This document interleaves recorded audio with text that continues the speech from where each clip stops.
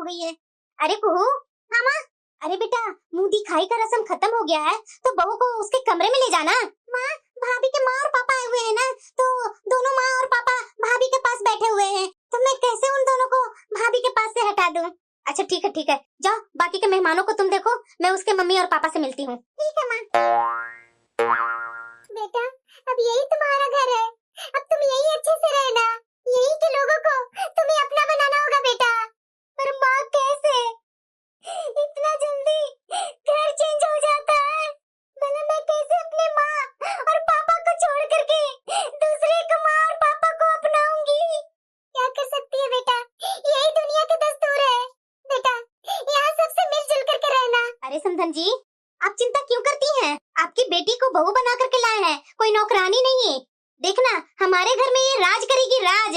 वैसे भी हमारे घर में किसी चीज की कोई कमी नहीं है, तो आपकी बेटी की तो आंखों में आंसू ही नहीं आएंगे। फिर आप इतना क्यों रो रहे हैं?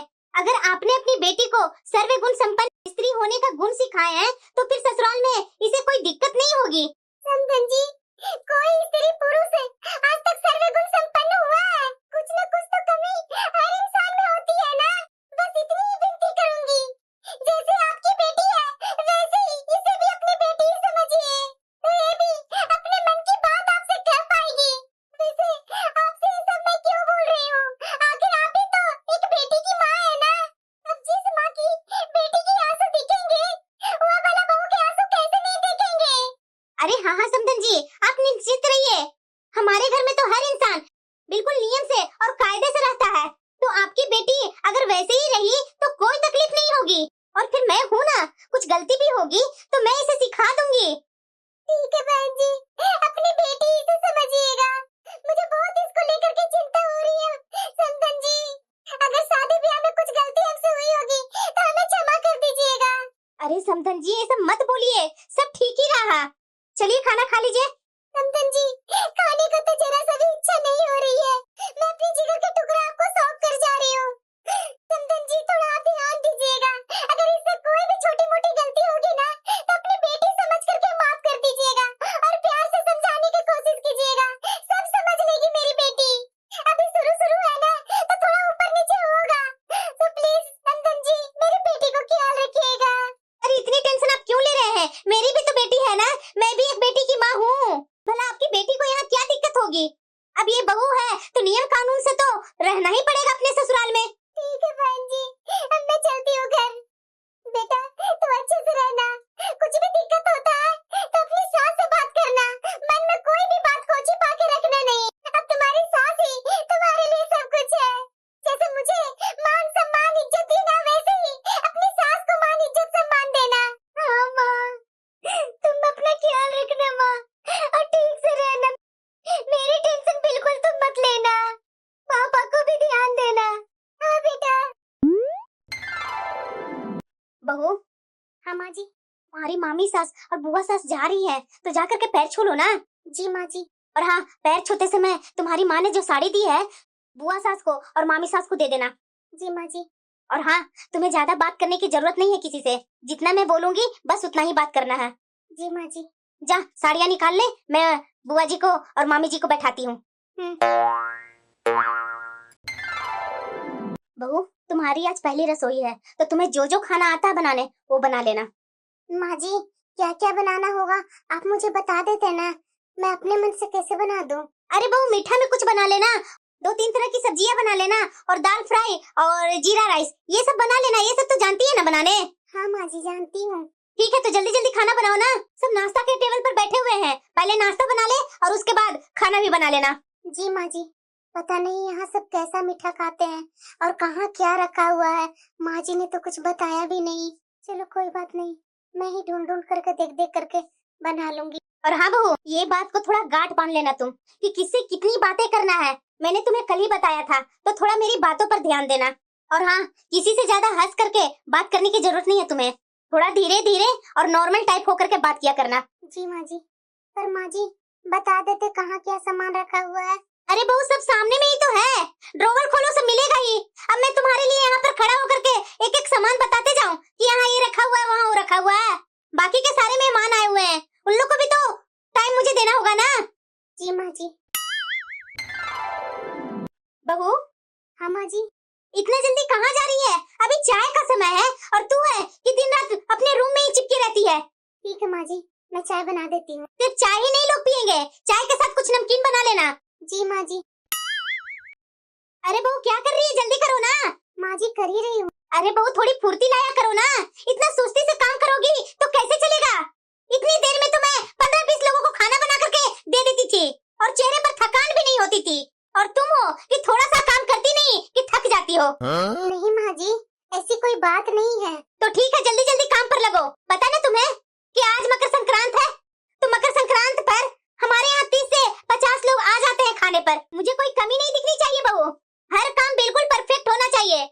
माँ जी मैं ये कहना चाह रही थी ना कि मेरी तबीयत कुछ ठीक नहीं लग रही थी, कहीं कोई कमी न रह जाए। मैंने त्योहार का नाम लिया नहीं कि तुम बहाने बनाने लगे। ये देखो मैंने क्या बोला जो तू तुरंत मुंह लटका ली। देखो बहू, मुझे ना ये झूठे आंसू तो दिखाया ही मत करो। दिखाना है ना तो अपने पति को दिखाना। अब अपना ये नाटक बंद करो, जब देखो तब कुछ ना कुछ बहाना बना ही देती है। ये नहीं आता वो नहीं आता, क्या तुम्हारी माँ ने कुछ सिखाया नहीं था क्या? ये मगरमच्छ के आंसू ससुराल में नहीं चलते हैं, इतना समझ रखो, समझी ना। अरे बहू मैं तो ठोक बजा करके शादी की थी कि मेरी बहू को सब कुछ आना चाहिए, कभी किसी चीज को मना नहीं करे हो। माँ जी मैं तो इसलिए कह रही थी ना कि ये मकर संक्रांत का खाने पर इतने सारे लोग को आप बुला रहे हैं खाने के लिए, और मकर संक्रांत में तरह तरह के पकवान बनते हैं तो थोड़ा सा दिक्कत हो जाएगी माँ जी, इसीलिए मैं बोल रही थी। आपको पता है ना माँ जी कि मकर संक्रांत में खाना के साथ साथ तिल, लड्डू, गज्जक ये सब बनाने होते हैं, तो इसमें मुझे बहुत डर लगता है माँ जी, क्योंकि मैंने इतने सारे लोग को कभी खाना नहीं बनाई थी और न इतने सारे पकवान बनाई थी। क्यों तू बहू बन करके आई थी क्यों इस घर में? यही कहने के लिए कि नहीं आता मुझे ये सब करने? अरे बहू जब मेरी शादी हुई थी ना तो तेरे से बहुत कम उम्र थी मेरी, मैं कैसे यहाँ आकर के सब संभाल ली। मैंने तो आज तक अपनी सास को कभी भी ना नहीं बोला, जैसे तुम आजकल की बहू है मुंह पर ही मना कर देती है कि मुझसे नहीं होगा। मुझे तो लगता है कि तुम्हारे घर में मकर संक्रांति पर किसी को तुम्हारे माँ और पापा खिलाते नहीं होंगे, बस मटर गश्ती ही होती होगी। माँ जी मैं बस यही बात से डर रही हूँ कि कहीं मेरे से कुछ चूक न हो जाए। इससे पहले मैं इतना सारा एक साथ खाना नहीं बनाई थी। ये भगवान, कैसी फूहड़ लड़की को मैं अपने घर की बहू बनाकर ले आई। एक लड़की को तो ये सब आना ही चाहिए। लगता है तुम्हारी माँ ने झूठ बोलकर तुम्हें हमारे पल्ले बांध दिया। माँ जी मायके में मैं माँ के साथ काम करवाती थी और कुछ बनाना होता था तो माँ पूरी तरह से मुझे समझाती थी, पर यहाँ अगर आप मुझे थोड़ा बता देते या मेरी मदद करवा देते। जब मैं भी तुम्हारे साथ रसोई में ही खड़ी रहूंगी, फिर तुम्हें ब्याह करके इस घर में लाने की क्या फायदा हुआ? तुम्हें जैसा भी बनाना है अब तुम ही बनाएगी, समझी? एक काम करती हूँ, YouTube से वीडियो देख देख करके मैं बनाने का कोशिश करूंगी। अरे क्या हो गया भाग्यवान, इस तरह से मुंह बनाई हुई है? मुंह बनाओ नहीं तो और क्या करूं? बताइए तो जरा। ये बहू कम उम्र की है जो हर बात में बोल देती है कि मुझे नहीं आता बनाने। बताइए आज मकर संक्रांति का हमारे यहाँ तो पुराना रिवाज है ना कि बहुत लोगों को बुला करके हम लोग उन लोग को खाना खिलाते हैं, तो क्या बहुत 30-40 लोगों को खाना के लिए नहीं बना सकती है? अरे भाग्यवान, इतना लोगों को खाना बहू को क्यों बोल दिया बनाने के लिए? अभी अभी तो आई है इस घर में, कितने महीना शादी का हुआ ही है। ये 2 महीना की शादी में और तुम अभी बोल रही है 30-40 लोगों को खाना बनाने के लिए, ये गलत बात है ना भाग्यवान? अरे चुप रहिए, कोई गलत नहीं है। हर चीज में गलत गलत। मैं कितनी उम्र में यहाँ आई थी ब्याह करके, इतनी कम उम्र में आकर के आपकी माँ और पापा की सेवा की ना, आपकी माँ का हर बात मानी ना। आपकी माँ का बात नहीं मानती तो क्या मुझे इस घर में जरा सा भी रहने की जगह रहती? अरे ऐसा क्यों बोल रही है भाग्यवान? क्या तुझे मेरी माँ सपोर्ट नहीं करती थी आते के साथ? कब मेरी माँ ने तुम्हें इतने सारे काम पकड़ा दी थी? मेरे घर संयुक्त परिवार का परिवार था, उसमें बहुत लोग रहते थे, सब एक एक काम कर लेते थे, तुम्हें उतना भार भी नहीं पड़ता था। अब हमारा परिवार देख लो ना, घर में एक सिंगल बहू ही काम करने वाली है, बाकी तो सब जेंट्स ही है ना। एक तुम अपनी बेटी को एक काम करने नहीं देती है। मैं तो बराबर देखता हूँ कि बहू एक पैर पर खड़ा होकर के किचन में लगी हुई रहती है कामों के बीच। अरे भाग्यवान, थोड़ी तुम भी ये अपनी बिटिया को भी बोल दो थोड़ी भाभी को हेल्प करने के लिए। बस बहुत हो गया जी, क्या ज्यादा काम है बताइए ना, जो मैं भी काम करूं और मेरी बेटी भी काम करे। तो मैं इसे इस घर में ब्याह करके लाई थी क्यों? उसका चेहरा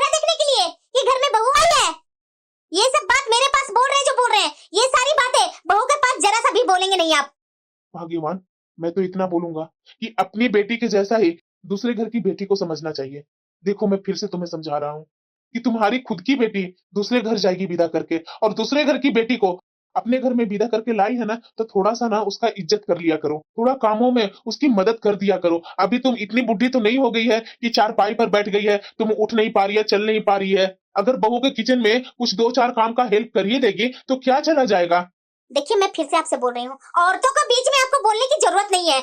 जब आप मेरा साथ नहीं देंगे ना, तो इस घर में आपको जरा सा भी बोलने का हक नहीं है। और मेरा मामला है, मैं देख लूंगी। छोड़ो, मैं क्या समझा रहा हूँ तुम्हें, तुम समझने वाली थोड़ी ना है। वैसे एक बात बोलने आया था तुमसे, वो तो मैं तुम्हारे बहस के चक्कर में भूल ही गया था। हाँ बोलिए। मैं सोच रहा हूँ ना कि मकर संक्रांत का पहली पर्व है बहू का, तो क्यों ना बहू के माँ और पापा को बुला लेते हैं मकर संक्रांत पर। बस हो गया आपका, हर चीज पर बहू को माँ और पापा को बुला लेते हैं। अरे क्या है ये? अरे इतना बड़ा पर्व तो नहीं है, मकर संक्रांति तो है। वो लोग आकर के क्या करेंगे? ठीक है, जैसी तुम्हारी मर्जी। मुझे तो जो मन में आया वो तुमसे बोलने आ गया। हर चीज में बहू के मायके वाले को बुलाते हैं। पूरे मायके वाले के परिवार यहीं आकर के जम जाएंगे पर्व त्योहार में। चलो, सब कुछ तो बन गया। एक बार पहले चेक ही कर लेती हूँ कि बहू ने खाना अच्छा से तो बनाया है ना, और जो पकवान था तिल गुड़ के लड्डू ये सब, वो सब तो अच्छे से बना ली ना। सारा खाना और पकवान बन गया क्या? हाँ माँ जी। हे भगवान, ये लड़की को तो कुछ नहीं आता बनाने। इसकी माँ ने तो इतने डिंगे हाकी थी कि मेरी बेटी को सब कुछ आता है। ना जाने इस घर का अब क्या होगा। तू सुधरने वाली नहीं है बहू ना। मैंने तुमसे बोला था ना कि कोई भी गलती का गुंजाइश नहीं होना चाहिए। तुम्हें एक बार मेरी बात तुम्हारे दिमाग में घुसती नहीं है। ये क्या बना डाला तूने? लड्डू ऐसे ही बनते हैं। माँ जी, मेरा हाथ जल गया बनाते बनाते। अरे कुछ बनाने आता ही नहीं है तो जलेगा ही हाथ। और वैसे भी खाना बनाने में किसे नहीं जलता हाथ पैर? तुम्हें का स्पेशल नहीं है? हाँ, उसी का हाथ जलता है, पहले से जो कोई काम नहीं की होती है। ये क्या पकवान बनाई है तुम? मुझसे जितना आया उतना मैं बनाने की कोशिश की है। कोई बात नहीं काजल, ऐसा होता है, तू क्यों इतना टेंशन ले रही है। क्या ऐसा होता है? मैं इसके आंसुओं से पिघलने वाली नहीं हूँ। अरे जब सब कुछ परफेक्ट नहीं होगा तो लोग कितनी कमियां निकालेंगे इसमें और मेरी पसंद में। माँ, इसने अपनी तरफ से पूरी कोशिश की ना, और फिर ये देखिए ना कि इसका हाथ भी जल गया है। तुम यहीं रुको काजल, मैं अभी दवाई लेकर आता हूँ। अरे भाभी, भैया ने बताया कि आपका हाथ जल गया है। माँ देखो ना, भाभी का हाथ जल गया है। अरे माँ कुछ करो ना, देखो ना कितना ज्यादा हाथ जल गया है इनका। भाभी आप टेंशन मत लीजिए, माँ थोड़ा कड़क है लेकिन दिल से ऐसी नहीं है। हाँ दीदी। अरे भाभी, हाँ इतने सारे पकवान आपने बनाया? हाँ दीदी। भाभी मुझे तो विश्वास ही नहीं हो रहा है कि आपने इतने सारे पकवान बना दिए। काजल, तुम अपना हाथ दो इधर, मैं तुम्हारे हाथ में दवाई लगा देता हूँ। अरे भाग्यवान, अपनी कुहू बिटिया के लिए कैसा लगा तुम्हें लड़का? लड़का तो बहुत अच्छा लगा जी, लेकिन देखिए अपनी कुहू बिटिया को वो लोग पसंद करेंगे या नहीं? अरे क्यों नहीं करेंगे पसंद। उन्होंने बोला है कि 2 दिन का समय दीजिए, हम लोग अपने पूरे परिवार में थोड़ा बातचीत करके बता देंगे। देखते हैं क्या बोलते हैं वो लोग। बहू। हाँ माँ जी। अरे शाम का समय हो गया, चाय नाश्ता बनेगा कि हर समय तुम्हें बोलना ही पड़ेगा? माँ जी मैं बना रही हूँ चाय, और नमकीन के लिए पकोड़े तल रही हूँ। जा जल्दी बना करके लेकर आ। जी माँ जी। खाना परोस दूँ क्या? अरे बहू। हाँ माँ जी। तुम्हारी ननद का शादी तय हो गया है बहू। ये तो बहुत खुशी की बात है माँ जी। तो हाँ, अब ना काम का बोझ और बढ़ गया है, तो शादी का सारी तैयारी कर लेगी ना बहू तुम? हाँ हाँ माँ जी कर लूंगी ना, मेरी इकलौती ननद की शादी है, मैं क्यों नहीं करूंगी। तो हाँ बहू, ननद की शादी में कोई कमी नहीं होनी चाहिए। नहीं होगी माँ जी, बिल्कुल भी नहीं होगी। चलो अपनी कुहू बिटिया को जो जो लाना होगा, क्या उसको शॉपिंग करना होगा, उससे मैं मिलकर बात कर लेती हूँ। कुहू। अरे बेटा कुहू। हाँ माँ। अरे बेटा लड़के वाले ने शादी के लिए हाँ बोल दिए हैं, तो तू बताओ शादी में कैसा कैसा ड्रेस लेना है, क्या क्या गहने लेना है, बता देती तो अच्छा रहता ना बेटा। माँ मैं क्या बोलूं, अब तुम भाभी हो तो मुझे इस सब के बारे में सोचने से क्या मतलब। अरे बेटा तुम्हारा अलग पसंद है, हमारा अलग पसंद है, तुम्हारी भाभी का अलग पसंद है, तो हम लोग को हिसाब से चलेगी तो कैसे होगा। देख बेटा तुम्हें जो पसंद है, जो खरीदना है वो बता दे, नहीं तो कल चलना मेरे साथ दुकान, जो पसंद होगा वो ले लेना। ठीक है माँ। चलो जल्दी जल्दी तुम्हारी बुआ को बुला लेती हूँ और तुम्हारी मामी जी को। पास में तो यही लोग हैं, यही लोग ज्यादा मेरी मदद भी करते हैं। ठीक है माँ। वाकई में भाभी मानना पड़ेगा आपकी बहू को, बहुत ही समझदार है। इतने कम समय में घर की पूरी बागडोर संभाल ली है उसने। तो देखिए भाभी बेचारी कितनी थक जाती है पर चेहरे पर सिकन तक आने नहीं देती है।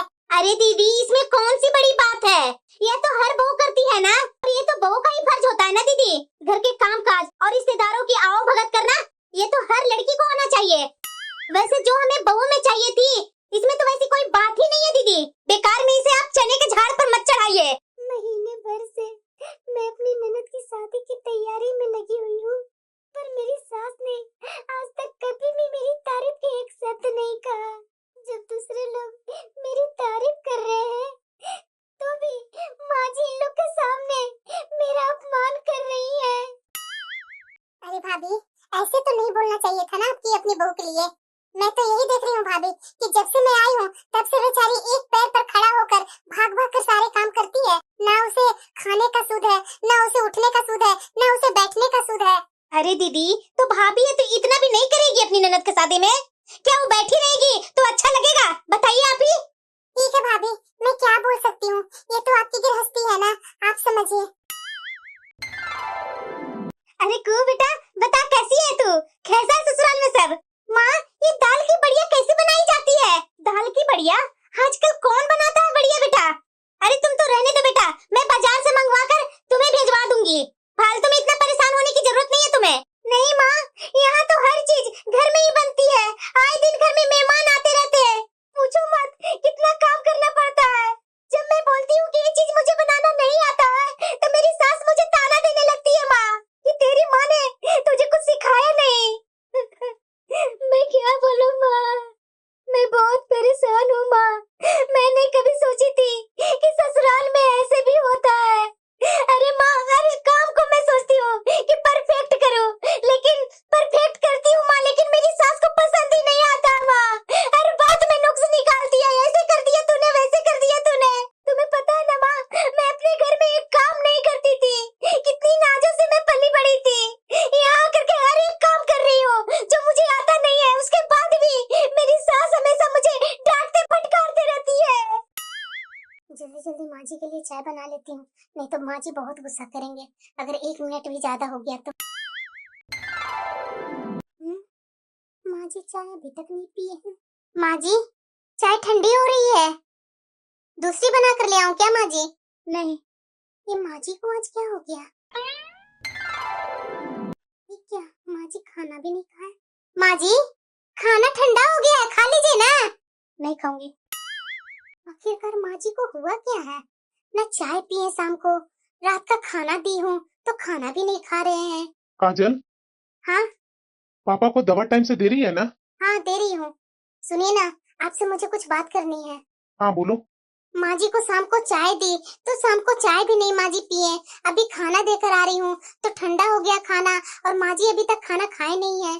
इतने दिनों से तो मैं यहाँ आई हूँ, इतने दिनों में तो माँ जी को तो ऐसा कभी भी मैंने नहीं देखा। आज ऐसा क्यों कर रहे हैं माँ जी? अच्छा मैं देखता हूँ माँ को। माँ हाँ बेटा। मैंने सुना कि आपने शाम की चाय भी नहीं पी और इस समय भी आप खाना नहीं खा रहे हो, कोई तकलीफ है तो बताओ, डॉक्टर के पास ले चलते हैं। बेटा मेरी बेटी वहाँ रो रही है और मैं यहाँ पेट भर खाना कैसे खाऊं? उसकी सास ने उसे कितना परेशान करके रखा है जो रोए जा रही है। सोचो मैं कितनी मजबूर हूँ कि मैं उसकी आंसू को पहुँच नहीं सकती। माँ तुम्हें यहाँ रोने से क्या कुहू ठीक हो जाएगी? कुहू की सास उसे परेशान नहीं करेगी। अरे बेटा कैसा ससुराल मिला है तुम्हारी बहन का, उसकी सास उसे कितना रुलाती है, उसे पूरे घर का काम करवाती है और काम कराने के बाद भी तारीफ तो छोड़ो ताने ही देती रहती है। हाँ माँ ये तो दुनिया का दस्तूर है कि हर माँ अपनी बेटी के लिए मजबूरी होती है। तभी तो एक ससुराल में जब बहू की उसकी गुणवत्ता की परीक्षा लेती है तो वह ये नहीं सोचती है कि एक दिन न एक दिन उसकी बेटी का भी उसके ससुराल में यही परीक्षा ली जाएगी। तुम करना क्या चाहते हो? साफ साफ कहो ना, मैं अपनी बेटी के लिए परेशान हो रही हूँ और तुम मुझे कहानी सुना रहे हो। माँ तुम सही बोल रही हो, हर माँ मजबूर होती है। अब देखो ना यहाँ जब काजल आई है तो रो ही रही है ना, वो अपने आंसू बहाते रहती है, पर उसके आंसू पोंछने के लिए उसकी माँ तो यहाँ नहीं आती है ना। और उसका भी कैसा ससुराल मिला है, क्योंकि यहाँ भी तो उसका तारीफ नहीं होती है, बस परीक्षा ली जाती है। और सुनने के लिए तो सिर्फ उसे ताने ही मिलते हैं ना, और वो बेचारी कुछ नहीं कह पाती। अरे बेटा, माँ, आज तुम्हें अपनी बेटी के आंसुओं का दर्द महसूस हो रहा है ना? तुमने कभी अपनी बहू के आंसुओं को परवाह की है? माँ, बहू और बेटी के आंसुओं में इतना फर्क क्यों करती हो? बेटी की आंसू तुम्हें रुला जाते हैं और बहू के आंसू नजर भी नहीं आते हैं कि तुम्हारी बेटी कितनी दूर है और बहू हमेशा तुम्हारी नजरों के सामने रहती है, फिर भी उसका दर्द तुम्हें दिखाई नहीं देता। आज कुहू के सास ने कुहू को कुछ कह दिया, आज तुम्हारा दिल भर आया, और तुम जो दिन भर काजल को सुनाते रहती है उसका क्या? बेटा तू सही बोल रहा है। मैंने काजल के साथ बहुत बुरा व्यवहार किया।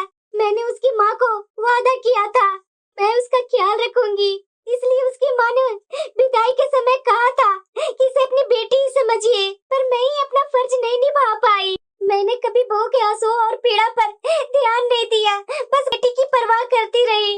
अगर मैंने बहू के आंसू पोंछे होते तो शायद आज मेरी बेटी को भी सुख मिलता। दूसरों की बेटी को आंसू दूंगी तो मेरी बेटी को सुख कैसे मिलेगा? बेटा बेटा मैं तुमसे आज वादा करती हूँ कि अब आगे से ऐसा कभी नहीं होगा। क्या हुआ माँ जी, आप रो क्यों रहे हैं?